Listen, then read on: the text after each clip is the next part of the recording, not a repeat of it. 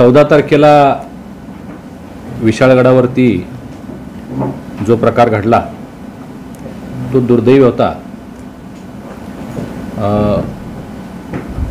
परंतु तो प्रकार का झाला आणि त्याच्या पुढे काय सुरू आहे या संदर्भात चर्चा करण्यासाठी आज ही पत्रकार परिषद आयोजित केलेली आहे। 14 तारखेचा प्रकार हा खरं म्हणजे शिवभक्तांचा आक्रोश होता। गेले अनेक वर्ष अनेक हिंदुत्ववादी संघटना हे अतिक्रमण निघालं पाहिजे यासाठी आंदोलन करतायत, उपोषण करतायत, मोर्चे काढतायत आणि त्याला 14 तारखेला कुठेतरी वाट मोकळी झाली असं काहीसं चित्र आहे। परंतु त्याच्यानंतर जिल्ह्यामध्ये जे राजकारण सुरू झालेलं आहे, ज्यामध्ये कोल्हापूर जिल्ह्याचे माजी पालकमंत्री हे महाविकास आघाडी आणि इंडिया आघाडीच्या वतीनं जे अतिक्रमणग्रस्त लोक होते त्यांना मदत करण्यासाठी गेले। ही मदत म्हणजे त्यांचा ढोंगीपणा सिद्ध करणारी मदत आहे। त्यांनी जी मदत केलेली आहे ही म्हणजे पुतना मावशीचं प्रेम आहे असं म्हणावं लागेल। खरं पाहता गेल्या 1 वर्षभरामध्ये माजी पालकमंत्र्यांनी 2-3 वेळा हे भकीत केलेलं होतं की कोल्हापूरमध्ये दंगल होणार, कोल्हापूरमध्ये दंगल होणार, आणि ज्यावेळी ते म्हणतात त्यावेळी कोल्हापूरमध्ये जे कधी 50-100 वर्षामध्ये घडलं नाही ते होत असताना आपल्याला पाहायला मिळतं। लोकसभेच्या निवडणुकीनंतर सुद्धा त्यांनी अशीच वल्गना केलेली होती की कोल्हापूर जिल्ह्यामध्ये आता जाती दंगल होणार, आणि त्यामुळं जो प्रकार झाला त्याचा खरा सूत्रधार कोण हे चौकशी करण्याची गरज आहे असं माझं मत आहे। आणि दुर्दैवी म्हणजे मदत करायला गेल्या असताना काल एक व्हिडिओ पाहायला मिळाला ज्याच्यामध्ये एक ज्येष्ठ मुस्लिम बांधव यांनी काँग्रेसचे खासदार साहेबांना विचारलं की ज्यांनी हा प्रकार केला ते शिवभक्त आहेत का अतिरेकी, आणि खासदार साहेबांनी एका क्षणाचाही विचार न करता त्यांना अतिरेकी असं शिवभक्तांना संबोधित केलेलं आहे। फार दुर्दैव आहे, फार दुर्दैव आहे।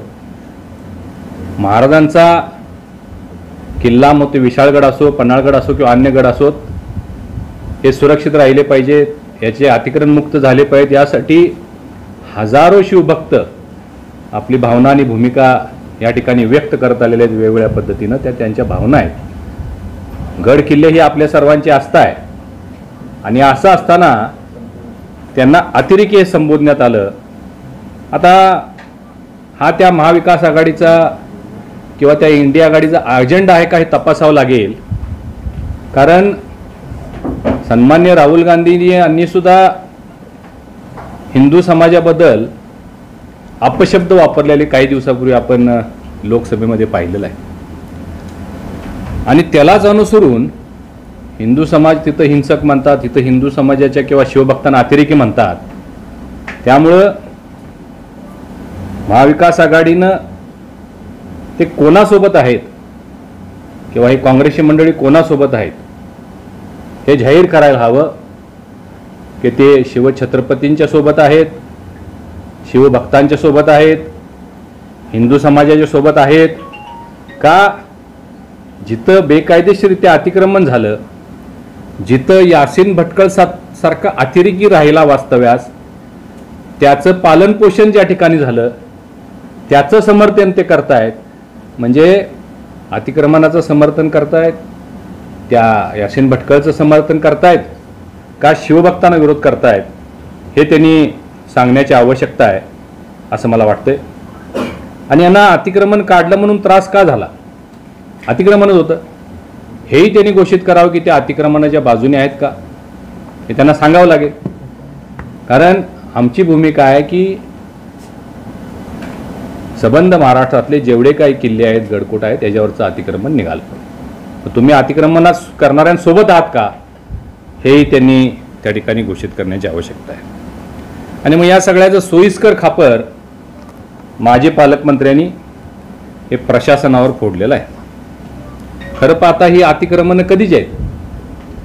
ही अतिक्रमणं 14-15 वर्षापूर्वीची आहेत. त्यावेळी महाराष्ट्रामध्ये कोणाचं सरकार होतं? त्यावेळी गृहमंत्री कोण होते?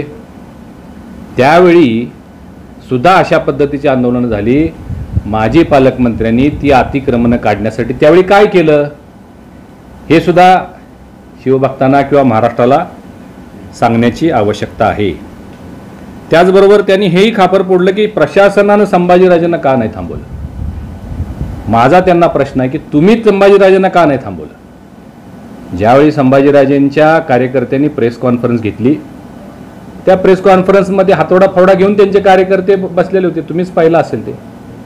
म्हणजे होणारा प्रकार तुमच्या निदर्शनात येत आला असेल तर तुम्ही त्यांना का नाही थांबवलं? तुम्ही ते तुमच्या महाविकास आघाडीचेच प्रमुख आहेत, तुमचेच नेते आहेत.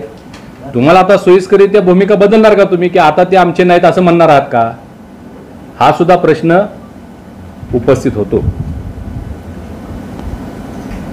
आणि हे पाहत असताना काय चाललंय लक्षात येत नाही. एका घरात दोन भूमिका कशा?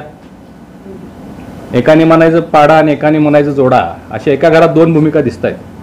हे लोकांना म्हणजे लोकांची दिशाभूल करण्याचा प्रकार आणि लोकांना फसवण्याचा प्रकार माजी पालकमंत्र्यांचा कुटील डाव आहे असं माझं स्पष्ट मत आहे.